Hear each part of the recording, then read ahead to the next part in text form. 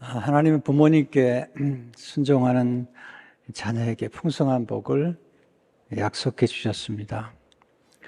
에베소 6장 1절에 3절을 보게 되면 자녀들아 주 안에서 너희 부모에게 순종하라. 이것이 옳으니라. 내 아버지와 어머니를 공경하라. 이것이 약속에 있는 첫 계명이니 이로써 내가 잘되고 땅에서 장수하리라. 그래서 아주 중요한 단어를 발견하게 되는데 순종이라는 단어입니다. 1절에 다시 보시면 자녀들아 주 안에서 너희 부모에게 순종하라. 이것이 옳으니라. 주 안에서라는 말씀은 주님의 말씀 안에서 순종하라. 그런 뜻을 가지고 있습니다. 그 이유는 그것이 옳기 때문이죠. 옳다는 것은 인간의 도리를 의미합니다. 도리란 사람이 마땅히 행해야 할 바른 길을 의미합니다. 공동 번역에 보니까 자녀된 사람들은 부모에게 순종하십시오. 이것이 주님을 믿는 사람으로서 마땅히 해야 할 일입니다. 순종한다는 것은 구체적으로 뭘 의미할까요? 공경하는 것, 공경하는 것. 2절에 보니까 내 아버지와 어머니를 공경하라. 순종은 공경을 낳습니다. 공경이란 공손하게 섬기는 것을 의미합니다. 공손하게. 이 공손하다는 말이 좋은 말인데요. 뜻은 말이나 행동이 겸손하고 예의 바르다라는 것을 의미합니다. 예의 바르다. 예의란 존경의 뜻을 표하기 위하여 예로서 나타내는 말투나 몸가짐을 의미합니다. 그런데 생각보다 자녀들이 부모님을 대할 때 공손하지 못할 때가 좀 있죠. 예의를 지키지 못하고 함부로 대하기도 하고, 특별히 사춘기가 되면 부모에게 좀 많이 앵기잖아요. 네. 인간이 참 모순이죠. 가장 예의 바르고 공손해야 될 대상에게 가장 함부로 대하죠. 또 때로는 부모가 자녀에게 너무 함부로 대해서 자녀들이 노엽게 되는 것을 보게 됩니다. 하나님은 이제 부모에게 순종하고 공경하게 되면 복을 주신다. 3절에 보니까 이것은 약속이 있는 첫 계명이니 이로써 내가 잘되고 땅에서 장수하리라. 너무나 당연한 거잖아요. 부모에게 순종하고 공경은 너무나 당연한 건데 부모에게 순종하는 사람이 생각보다 많지 않아서 하나님께서 복을 약속해 가면서까지 순종하라고 부탁하시는 거죠. 현대인의 성경에 보니까 그 약속은 계명대로 이로써 내가 잘되고 땅에서 장수하리라. 현대인의 성경에 보니까 그 약속은 계명대로 사는 사람이 복을 받고 오래 살게 된다는 것입니다. 복을 받는다. 부모님께 순종하는 게 얼마나 복된 일인지 오늘 배워야 됩니다. 첫째로 예수님은 순종이 모범이 되시는데 부모님께 순종하신 모범이 되십니다. 예수님의 순종하신 모습이 누가복음 2장 51절에 보면 예수께서 함께 내려가서 나사렛에 이르러 순종하여 받드시더라. 51절에 보시면 여기 순종한 건 부모님께 순종한 거죠. 육신의 부모님께 요셉과 마리아에게 순종하여 받드시더라. 이 번역이 참 좋은 것 같아요. 순종하여 받드셨다. 그냥 순종했다고 할 수 있는데 받드셨다는 것은 공경을 의미합니다. 예수님 육신의 부모님께뿐만 아니라 하늘 아버지께 순종하셨습니다. 빌립보서 2장 8절을 보게 되면 예수께서 함께 내려가서 나사렛에 이르러 순종하여 빌립보서 2장 8절을 보시면 사람의 모양으로 나타나사 자기를 낮추시고 죽기까지 복종하셨으니, 그러니까 부모님께 순종할 뿐만 아니라 하늘의 하나님께 죽기까지 복종하셨습니다. 순종이란 보다도 복종이라는 단어가 더 강렬하죠. 예수님의 이렇게 복종의 결과는 하나님 아버지를 공경한 것입니다. 요한복음 8장 49절을 보시면 나는 귀신 들린 것이 아니라 오직 내 아버지를 공경함이거늘 너희가 나를 무시하는도다. 순종, 복종, 공경, 공선 다 좋은 성품이고 복이 따라오는 성품입니다. 두 번째 배우는 교훈은 하나님은 순종하는 성품에 풍성한 복을 담아 두셨습니다. 1절에 부모에게 순종하라. 3절에 이로써 내가 잘되고 땅에서 장수하리라. 이 잘된다는 말은 좋은 일이 일어난다는 것이고요. 또 때로는 어려운 일을 만나도 그 어려움이 좋은 일로 반전이 되는 거죠. 여러분, 순종한다고 고난이 없습니까? 예수님에게도 고난이 있었잖아요. 순종한다고 병이 안 걸립니까? 역경이 없습니까? 순종해도 역경과 시련은 있는 것입니다. 근데 순종하게 되면 하나님께서 우리에게 찾아온 모든 일들을 합력해서 좋게 만들어 주신다는 겁니다. 누가복음 2장 51절 52절을 보게 되면 순종의 결과가 나오는데 이 말씀이 참 제게는 큰 감동이죠. 예수께서 함께 내려가서 나사렛으로 순종하여 받으시더라. 그 결과가 뭐냐면 예수는 지혜와 키가 자라가며 하나님과 사람에게 더욱 사랑스러워 가시더라. 지혜가 자랐고요. 육체가 건강하게 자랐고요. 또 하나님께 사랑을 받았고 사람들에게 사랑을 받았어. 사랑스러워 가셨다. 참 너무 좋은 말씀이죠. 순종할 때 어떤 축복이 임할까요? 첫째로 순종할 때 풍성한 지혜를 얻게 됩니다. 지혜. 순종이라는 단어 속에는 듣는다는 뜻이 내포되어 있는데 순종이란 하나님의 말씀을 듣고 그 말씀을 따라 행동하는 것입니다. 그러니까 순종한다는 것은 듣는 거죠. 가끔 부모님들이 자녀에게 할 때 너 내 말을 듣고 있는 거니? 듣는 거야, 안 듣는 거야? 이렇게 말은 순종하느냐, 안 하느냐. 그런 뜻이죠. 순종하는 데 실패했던 사람이 아담이고 또 사울 왕이죠. 사울 왕은 하나님의 말씀에 순종하지 않았습니다. 하나님의 말씀을 듣는데 실패했죠. 그래서 순종과 듣는 것을 똑같이 놨어요. 사무엘상 15장 22절에 보면 사무엘이 이르되 여호와께서 번제와 다른 제사를 그의 목소리를 청종하는 것을 좋아하신 같이 좋아하시겠나이까. 청종. 순종이 제사보다 낫고 듣는 것이 순양의 기름보다 나으니. 청종, 순종이 얼마나 좋은지를 말씀하고 있습니다. 순종과 듣는 것은 하나입니다. 지혜란 듣는 마음이죠.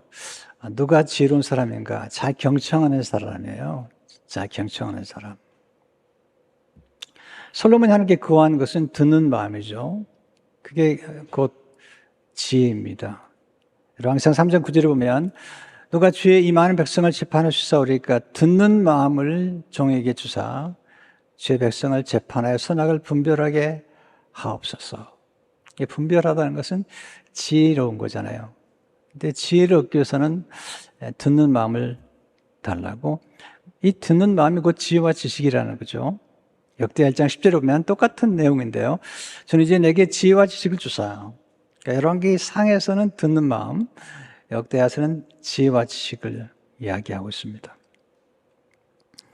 순종하는 사람은 경청하는 사람이고 또 경청하는 사람은 지혜로운 사람이고 경청하게 되면 하나님 말씀을 실천할 수가 적용하고 실천할 수 있기 때문에 지혜로운 사람이죠. 마태복음 7장 24절을 보게 되면 그럼 누구든지 나의 이 말을 듣고 행하는 자는 그 집을 반석 위에 지은 지혜로운 사람 같으니 듣고 행하는 자가 지혜로운 사람입니다. 듣기만 하면 안 되고요. 듣고 행하는 사람. 자, 순종하는 사람이 왜 지혜로울까요? 순종하는 사람은 잘 배웁니다. 불순종하는 사람은 잘 배우지 않아요. 잘 듣지 않아요. 불순종하는 사람의 특징은 마음이 완고합니다. 마음이 교만하죠. 마음이 교만한 사람은 잘 배우지 못해요. 디모데전서 6장 4절을 보면 그는 교만하여 아무것도 알지 못하고 변론과 언쟁을 좋아하는 자니 이로써 투기와 분쟁과 비방과 악한 생각이 나며. 참 이상하죠. 아무것도 알지 못하는 사람이 변론과 언쟁을 좋아해요. 알지 못하는데 변론과 언쟁을 잘하는 사람들 있죠. 교만해서 그렇다고 바울은 디모데에게 말해주고 있습니다. 반면에 겸손한 사람은 잘 배웁니다. 겸손한 사람은 잘 배우기 때문에 지속적으로 성장합니다. 또 평생 학습하죠. 평생 학습하는 사람은 지속적으로 성장하기 때문에 끝까지 쓰임받을 수가 있습니다. 105세가 된 김영석 교수님이 지금도 쓰임받고 있잖아요. 그리고 지금도 학습하시잖아요. 지금도 글을 쓰고. 학습이 왜 중요할까? 학습을 통해서 잠재력이 극대화됩니다. 학습을 통해 가치가 더해집니다. 가치가 중요하잖아요. 아니, 가치가 없어. 쓸모가 없어. 저 사람은 쓸모 있는 사람이야. 이런 표현을 쓰잖아요. 학습을 통해 우리는 더 가치 있는 사람으로 성장하게 됩니다. 우리가 먼저 알아야 될 것은 우리는 예수님 안에서 실존적으로 이미 가치 있는 사람들이죠. 우리 하나님 은혜로 십자가를 통해 가치 있는 존재가 되었습니다. 자, 이거 중요한데요. 우리가 성과가 있든 탁월하지 않든 간에 예수 그리스도 안에서 우리 이미 가치 있는 존재가 되어서 하나님의 자녀가 되었고 하나님 나라의 상속자가 되었습니다. 하나님 나라는 성과나 또 성취만 강조하는 나라가 아니잖아요. 존재 자체를 귀히 여기는 나라입니다. 우리 이미 가치 있는 하나님의 자녀입니다.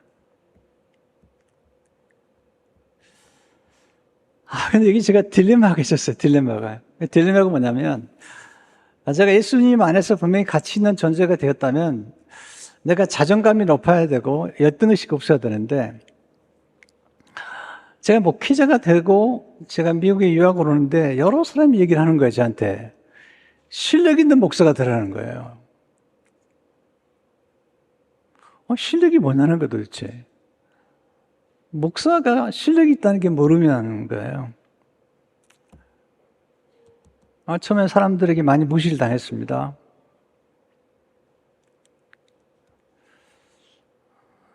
네. 그런데 제가 이걸 알았습니다. 예수 그리스도 안에 있는 우리는 누구나 다 가치가 있는 존재예요. 하나님 나라는 장애인도 똑같이 가치가 있어요. 100% 가치가 있는 존재죠. 이게 실존적인 가치거든요. 근데 이제 우리의 문제는 뭐냐면 실존적인 가치에서 우리 이 땅에 살아가는 동안에 현실적인 가치가 필요한 거예요. 그게 뭐냐면 실력이라는 거죠. 이게 역량, 컴피턴스라는 거죠. 역량이라는 거죠. 목사도 실력 없으면 요즘 버림받더라고요. 한 교회에 담임 목사 자리가 나면 50명, 100명이 지원하는데 99명은 떨어지는 거죠. 왜? 실력이 없다는 거죠. 그러니까 실존적인 가치는, 전제론적인 가치는 누구나 가치가 있는데 현실적으로 가치를 따질 때 이게 이제 힘든 거죠. 이게.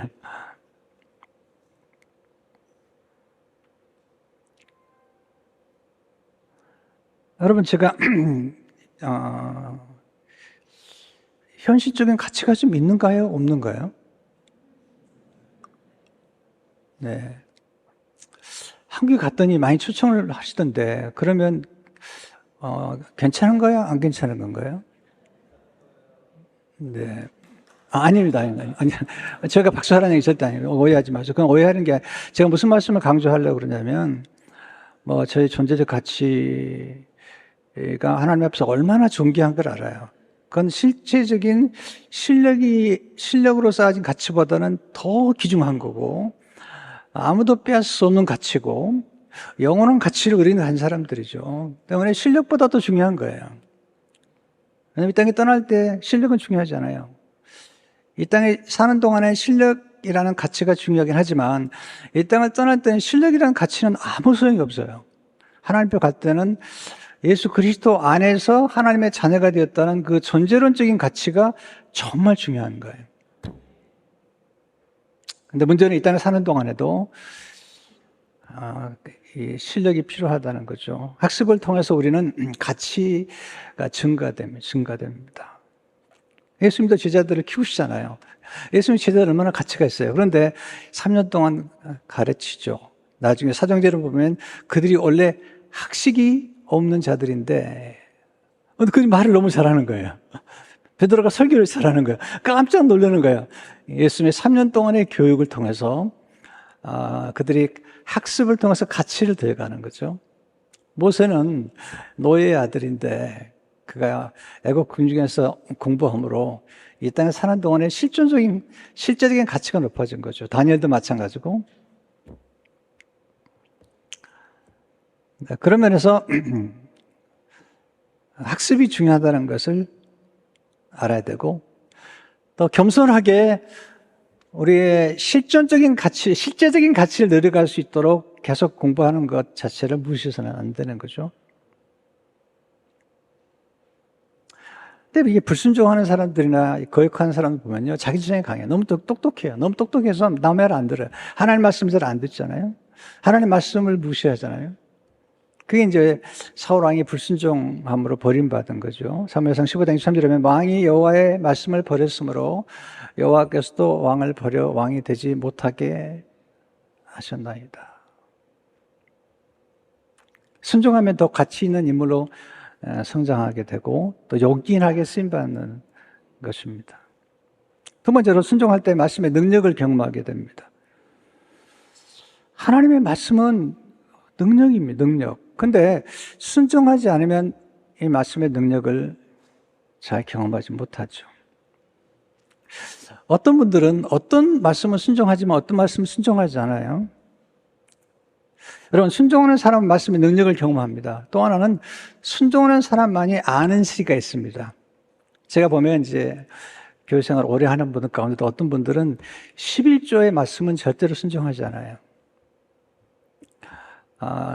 11조는 나와 상관이 없다고 생각해요.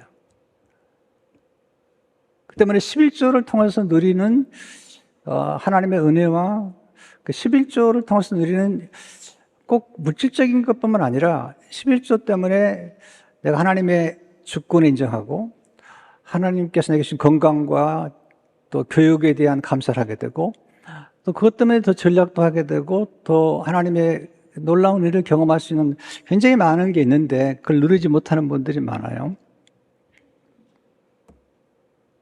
왜냐하면 순종하는 사람이나 순종하는 영역을 통해서만이 누리는 그런 세계가 있는 것입니다.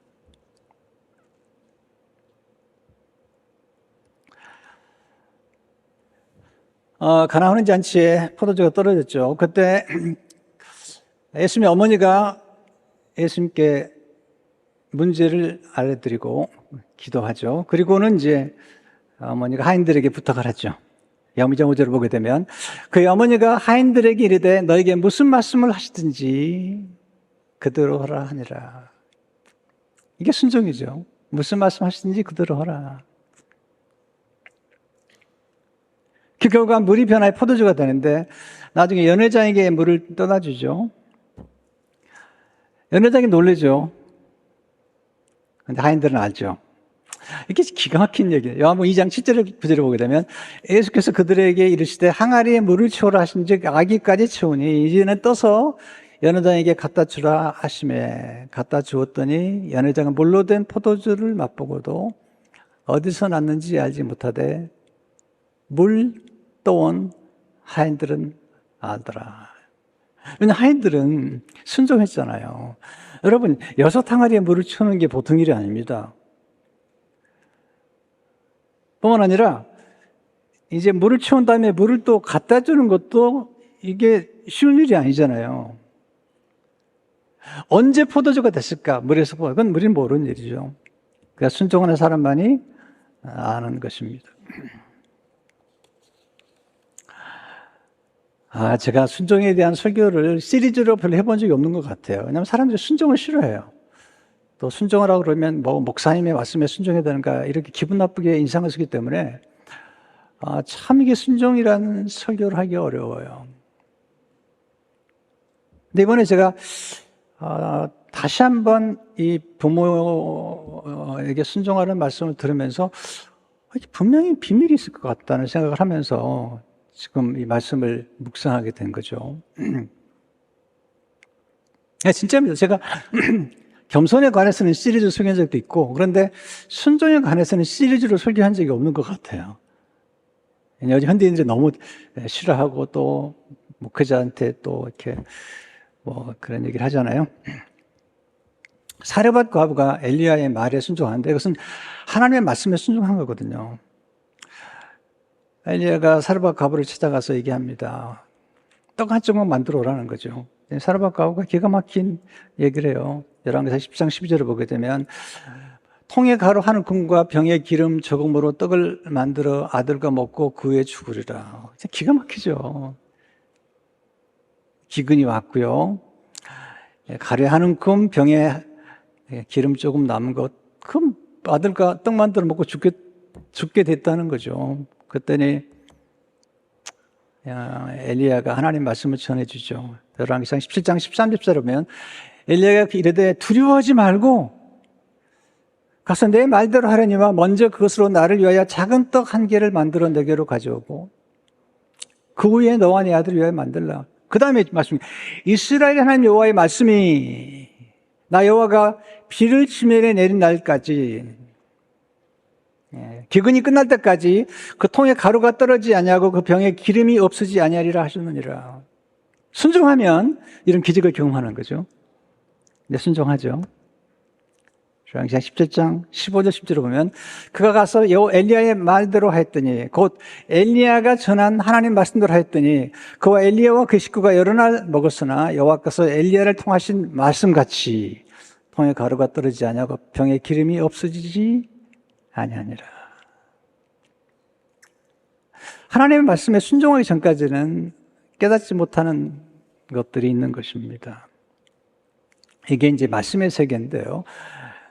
기도하라 그러면 기도하면 기도 응답의 역사가 경험되죠. 에베소에 보면 내가 구하는 것과 생각하는 것보다 더욱 넘치게 하시겠다. 저는 구하는 것과 생각하는 것을 통해서 기적을 많이 경험했어요. 정말 놀라운 경험들을 많이 했어요. 기도하는 가운데 하나님의 응답을 정말 많이 받았습니다. 그것도 순종하는 거잖아요. 세 번째, 순종하면 하나님과 사람들에게 사랑스러워지잖아요. 예수님께서 하나님과 사람들에게 사랑스러워 가시더라. 누가복음 2장 52절에 나오죠. 사랑스러워 가시더라. 여러분, 사랑스러워 가는 게 얼마나 좋아요. 공동번역에 보니까 하나님과 사람의 총애를 더욱 많이 받게 됐어요. 그래서 부모님께 순종했더니 하나님과 사람에게 사랑을 받았고 사람들에게 총애를 더욱 많이 받게 되었다. 더욱 많게. 더욱 많이. 여러분 자녀가 사랑받는 자녀가 되기를 원해요? 아니면 미움받는 자녀가 되기를 원해요? 대답 안 하셔도 돼요. 여러분, 사랑받는 사람이 되고 사랑스러워지려면 순종하면 돼요. 순종하면. 왜냐하면 순종이라는 것은 내가 사랑하는 것만큼 순종하는 거죠. 사랑하는 것만큼 순종하는 거죠. 앤드류 모레이는 이렇게 말하죠. 순종은 사랑에서 나오며 사랑에 의해 감동된다. 그리고 이 순종은 하나님의 사랑으로 들어갈 수 있는 길을 열어준다. 바울은 성령 충만한 부부 사이에 얘기할 때 남편은 아내를 위해서 목숨을 낼 만큼 사랑하고 아내는 남편에게 순종하는데 신부된 교회가 그리스도에게 순종하듯 순종하라.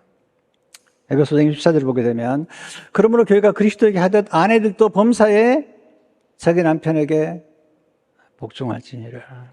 비밀이 어디 있을까요? 사랑에 있습니다. 사랑. 여러분 자꾸 완고하고 거역하면요 사랑받지 못합니다. 순종하면 사랑을 받게 돼 있죠. 사랑스러워집니다. 요한복음 14장 21절을 보게 되면 나의 계명을 지키는 자라요. 옛날에 성경은 나의 계명을 가지고 지키는 자. Whoever has my commands obeys them. 누구든지 나의 계명을 가지고 지키는 자라야. 거기 지킨다는 말이 obey예요. 나를 사랑하는 자인 나를 사랑하는 자는 내 아버지께 사랑을 받을 것이요 나도 그를 사랑하여 그에게 나를 나타내리라. 그러니까 순종하면 사랑받게 되고 사랑스러워지는 것입니다. 네 번째, 불순종 때문에 저주가 임하고 순종을 통해 복이 임했죠. 아담의 불순종 때문에 저주가 임하죠. 저주란 말이 처음 나오는 게 창세기 3장 17절이에요. 아담에게 이르시되 내가 내 아내의 말을 듣고 내가 내게 먹지 말라 한 남 열매를 먹었은즉 땅은 너로 말미암아 저주를 받고, 이 저주랑이 나오죠. 불순종의 결과입니다. 근데 마지막 아담이신 예수님께서는 순종하심으로 저주를 우리에게 없애버리시고 우리에게 복을 주셨어요. 저주는 단절을 의미하죠. 공급이 단절되는 걸 의미하죠. 또 하나님과 인간이 관계가 단절되는 것. 근데 복은 올바른 관계를 회복하는 거예요. 제가 다음 주간에 말씀드리겠지만 의라는 것은 관계를 회복하는 거예요. righteousness라고 그러는데 right relationship. 이게 이제 의에 이르는 길이죠. 예수님 오시면서 우리가 의롭게 되었고 하나님과 우리 사이가 연결되었어요. 그래서 생명의 흐름이 우리에게 다시 시작된 것입니다. 순종하면 복이 따라다녀요. 우리가 복을 쫓아간다고 복이 오는 게 아니잖아요. 행복을 쫓아간다고 행복이 우리에게 오는 게 아니잖아요. 행복하려면 행복이 쫓아오도록 남을 섬기고 다른 사람을 윤택하게 하면 행복이 따라오죠. 순종하면 복이 따라와요. 신명기 28장입니다. 신명기 28장 23절에 보면 내가 내 하나님 여호와의 말씀을 청종하면 이 모든 복이 내게 임하며 내게 이르리니 성읍에서도 복을 받고 들에서도 복을 받을 것이며 6절에 보시면 내가 들어와도 복을 받고 나가도 복을 받을 것이니라. 세 번째, 순종은 아름다운 성품들과 조화를 이루는 성품입니다. 이 순종이라는 성품은 모든 좋은 성품의 뿌리가 되는 거예요. 왜 하나님이 순종하라고 말씀하실까? 왜 원죄의 뿌리가 불순종과 교만이었을까? 불순종이 먼저인데요.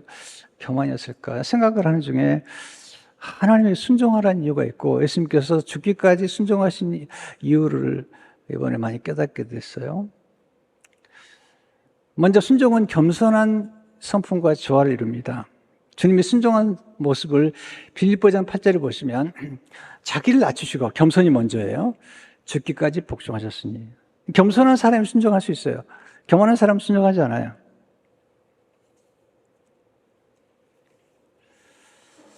놀라운 사실은 이 순종과 겸손이 같이 오는데 하나님이 겸손한 사람에게 엄청난 복을 약속하신 거예요. 잠언 22장 4절을 보면 겸손과 여호와를 경외함의 보상은 여호와를 경외함이 지혜의 근본이에요. 인간의 도리예요. 그런데 겸손과 여호와를 경외함의 보상은 재물과 영광과 생명이니라. 야고보 4장 6절을 보게 되면 그러나 더욱 큰 은혜를 주시나니 그러므로 이랬을 때 하나님이 교만한 자를 물리치시고 겸손한 자에게 은혜를 주신다 하였느니라. 순종은 온유한 성품과 조화를 이룹니다. 여러분 마음이 완고하고 이렇게 자꾸 거역하고 이런 분들은 순종하기 어렵습니다. 불순종의 뿌리는 완고한 마음이에요. 사무엘상 15장 3절에 보면 완고한 것은 사신 우상에게 절한 죄와 같음이라. 왕 여호와의 말씀을 버렸으므로 사울 왕이 완고했습니다. 완고란 딱딱하게 굳은 것을 의미합니다. 마음에 딱딱하고 굳으면 하나님 말씀이 들어갈 수가 없고 뿌리를 낼 수가 없죠. 온유한 부드럽고 따뜻한 것입니다. 완고함에서 완악함이 나옵니다. 하나님 온유한 사람에게 놀라운 복을 약속하셨어요. 시편 30편 12절에 보면 그러나 온유한 자들은 땅을 차지하며 풍성한 화평으로 즐거워하리로다.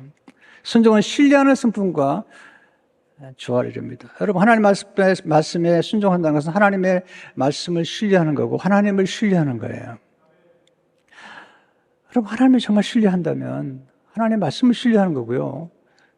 또는 하나님의 말씀을 신뢰한다는 것은 하나님의 말씀을 전하는 선지자들을 신뢰하는 거죠. 우리 역대하의 입장에 보게 되면 여호와를 신뢰하라. 여호와의 선자를 신뢰하라. 명통하리라. 이건 원리죠, 원리.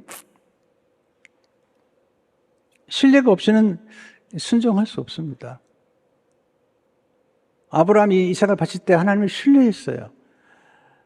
또 그가 아들을 바치면 하나님이 그를 또 살려줄 거라고도 믿었어요.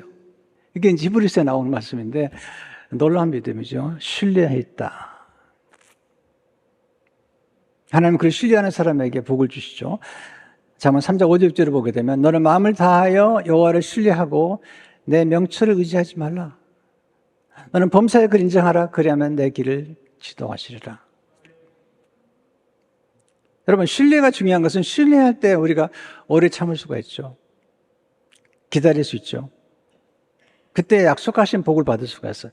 약속하신 복은 하루아침에 이루어지는 게 아니잖아요.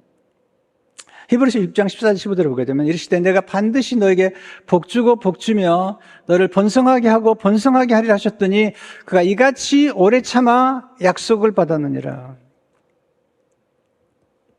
오래 참는 거예요. 이건 너무 중요한 일인데 요즘은 너무 빨라요. 한국도 너무 빨라죠.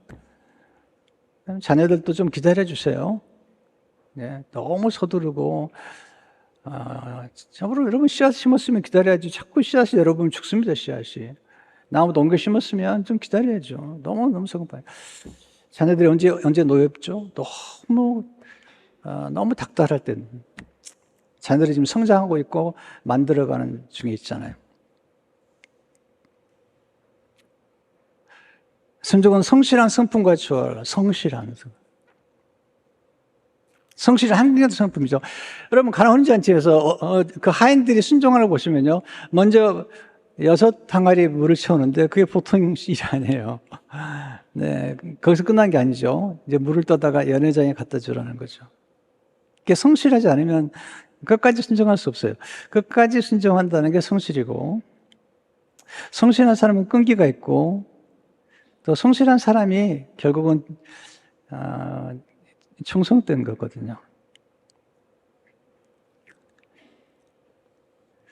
성실한 자리를 지키는 거예요.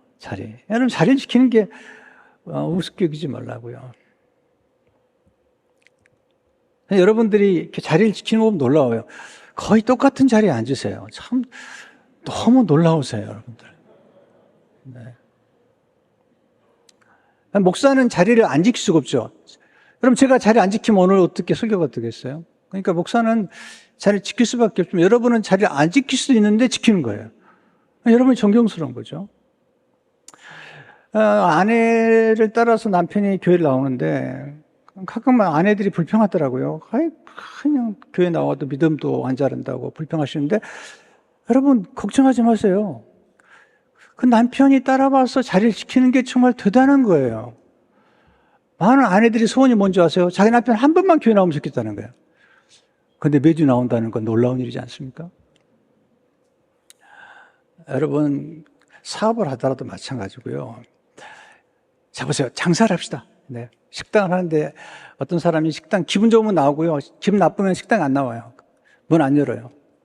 그 식당 잘 되겠습니까? 안 되겠습니까? 왜 문 안 열냐고 물어보니까 어젯밤에 부부싸움을 했잖아요. 여러분, 성실히 하지 신뢰를 얻는 거죠. 자리를 지키는 것이 대단히 중요한 겁니다. 아내는 아내로서의 자리가 있고 남편은 남편으로 자리가 있는 거죠.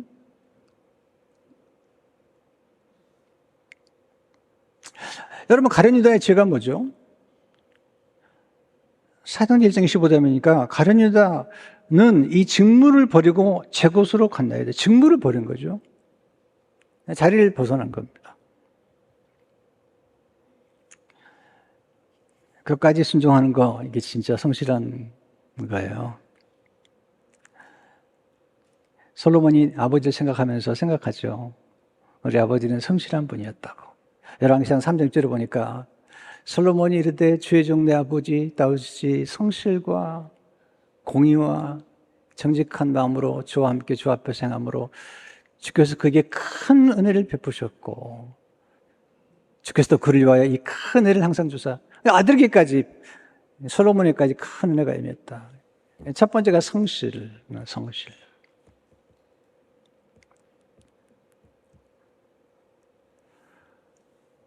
제가 살아보니까 결혼도 똑똑한 사람하고 결혼한다고 좋은 게 아니더라고요. 똑똑하면 사고를 쳐요. 또 직장도 너무 똑똑한 사람 보면요, 가장 이직을 해요. 금방 이직을 해요. 조금 일 좀 맡겨놓고 시킬만 하면 그냥 확 떠나버리는 거죠. 정말 충성된 사람, 우직한 사람, 자리를 좀 지켜보는 사람. 이런 사람들이 결국은 큰 나무가 되는 거죠. 못생긴 나무가 산을 지킨다고 그러잖아요.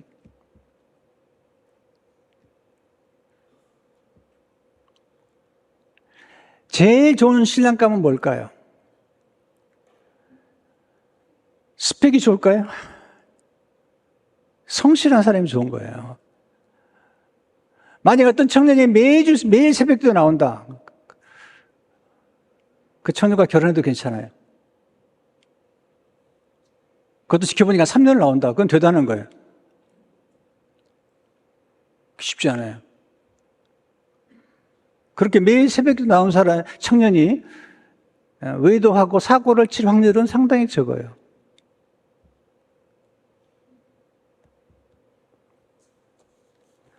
결혼을 해보니까요, 제일 중요한 게 성실한 것 같아요.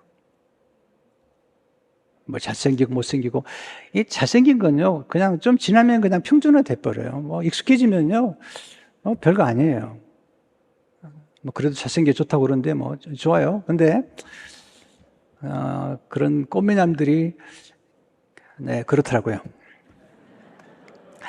네, 순종은 존중의 성품과 조화를, 존중이 중요하잖아요. 존중이란 상대방을 존귀 여기는 거예요. 상대방을 존귀 여길 때 우리 순종할 수 있죠. 하나님을 존귀 여기고 하나님 말씀을 존귀 여길 때 순종할 수 있잖아요. 하나님을 정말 가치 있는 분으로 여긴다면, 네, 하나님이 나를 위해 십자가에서 아들을 희생할 만큼 그런 존귀한 분으로 생각한다면 하나님께 우리가 순종하지 못할 게 뭐가 있죠? 하나님 이렇게 말씀하시죠. 3에서 23절이니까 나를 존중히 여기는 자는 내가 존중히 여기고 나를 멸시하는 자를 내가 경멸하리라. 근데 여러분, 존중히 여길 때 제가 부탁드린 것은 여러분들이 존중히 여길 만한 사람을 존중히 여기는 건 누구나 가능해요. 그러나 여러분들이 일반적으로 만나는 모든 사람들, 특별히 식당에 가서 여러분들 음식을 대하거나 이럴 때 좀 정말 존중히 여기면 좋겠어요. 너무너무 좀 그래요. 한근태 씨가 쓴 유머에 관한 책을 좀 읽었는데, 그 중에 한 얘기가 좀 생각이 나네요. 해드릴까 말까요? 안 하면 좋고. 근데 이미 시작한 말이니까 해드려야 되겠는데. 필리핀에서 한 사업가들이 세 남자가 이제 필리핀으로 와서 이제 사업을 하는 거예요. 그러니까 파출부를 쓸 수밖에 없잖아요. 근데 파출부가 굉장히 성실하고 음식도 잘하고 음식이 아주 잘하는 거예요. 빨래도 잘하고 청소 잘하고. 마음에 든 거죠. 음식까지 잘하니까. 근데 이상하게 이 술병에 술이 자꾸 주는 거예요. 계속 관찰해 보니까 술병에 술이 조금 주는 거죠. 그래서 세 사람이 이제 의심하기 시작하는 거죠. 그래서 한 번은 이 술병에다가 오줌을 담아놓고, 오줌을 색깔이 비슷하게. 나중에 물어본 거죠.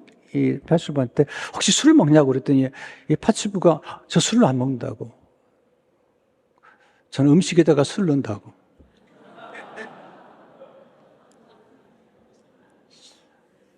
이해가 안 되는데 우리가.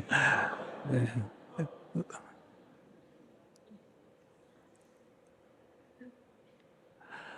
여러분, 파출부도 신성한 직업이에요, 직업. 근데 함부로 돼요? 네.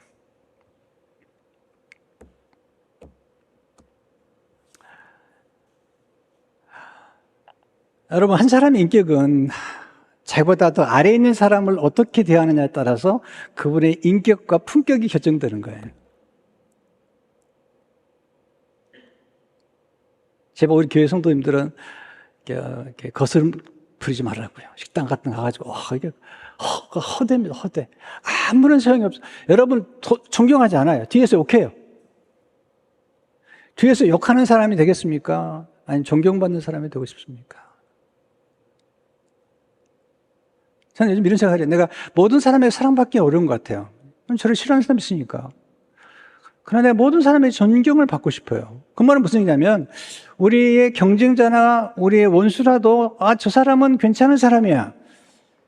네. 사울 왕이 다윗을 보면서 감동해가지고 다윗을 존중해요. 사마리아하고 제갈검령이 서로를 존중해요. 네. 어떻게 지도자가 되면서 모든 사람의 사랑을 받겠어요? 어떤 걸 결정을 해야 되고, 어떤 건 결단을 내려야 되는데, 결단하는 단계에서 모든 사람에게 다 사랑을 받기는 어렵잖아요. 그러나 시간이 지나면서, 그분이 그럴 수밖에 없는 결정에 대해서는 우리가 존중을 받을 수 있는 거잖아요. 예수님의 순종을 통해서 우리가 영원한 복을 받게 됐습니다. 여러분, 순종이라는 게 영향이 커요. 아버지의 순종이 아들에게 축복이 돼요. 우리 이거 생각하지 않죠? 내가 잘못해도 자녀가 잘하면 되지. 그런 생각을 하기도 하는데요. 성경은 그렇게 가르치지 않습니다. 그 순종이나 우리 삶은 영향력이 있습니다. 그래서 아브라함이 순종하죠. 이삭을 하나님께 바치는 순종하는데 신앙이 절정이죠. 아브라함이 창세기 14장에 보게 되면 멜기세덱에게 11조를 드리죠. 그러면서 이제 순종이 점점 커지는 거죠. 그리고 이삭에게 절정을 맺죠. 나중에 이삭이 흉년의 때에 하나님 찾아오셔서 이삭을 축복하시면서 하시는 말씀을 제가 몇 번 인용했죠. 창세기 26장 4절을 보면 내 자손을 하늘의 별과 같이 번성하게 하며 이 모든 땅을 내 자손에게 주니 내 son으로 말미암아 천하 만민이 복을 받으리라. 이는 아브라함이 내 말을 순종하고 내 명령과 내 계명과 내 윤리와 내 법도를 지켰음이라 하시니라. 내 아버지 아브라함이 내 말을 순종했기 때문에 내가 너를 축복하겠다는 거죠.